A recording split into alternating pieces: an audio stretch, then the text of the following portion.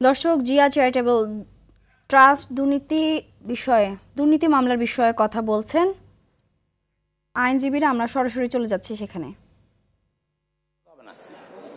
সেটাই স্মরণ করে দিয়ে আমরা বলেছি যে আগের মামলাটার মতোই তখন আগে ট্রাস্ট ছিল এবং ট্রাস্টের দায়িত্ব এটা দুদকের কোনো নাথিং টু ডু, সেটাই বলেছে। এটা ওয়ান অফ দ্য গ্রাউন্ড, নিশ্চিত only technical ground, one of the ground ছিল এটা।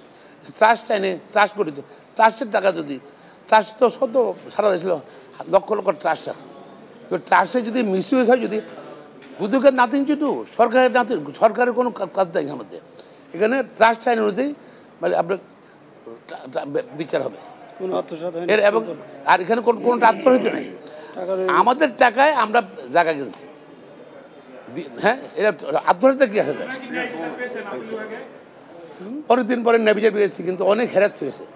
বেগম খালেদা অনেক হরের সম্মুখীন হয়েছে, তার এই বয়সে দীর্ঘদিন সেই থাকতে হয়েছে এবং এই আপনার হাসপাতালে জেলে থাকা অবস্থায় তার সুচিকিৎসা হয়নি, যার জন্য বেগম খালেদা সুস্থ, বেগম খালেদা জেল ঢুকলেন হেঁটে, বেরোয়ার সময় হুইল চেয়ারে বেরোতে হয়েছে। তারপরে দেখেন কত প্রতিহিংসার, এবং তাকে চিকিৎসা করতে দেয়নি বিদেশে। আমরা আল্লাহর কাছে শুকরিয়া জানাচ্ছি। এখানে তো ক্ষতিপূরণ সুযোগ নেই, সেটা ভিন্নভাবে চিন্তা করবো আমরা, সেটা ভিন্নভাবে চিন্তা করবো ক্ষতিপূরণ, সেটা পড়ালা বিষয়।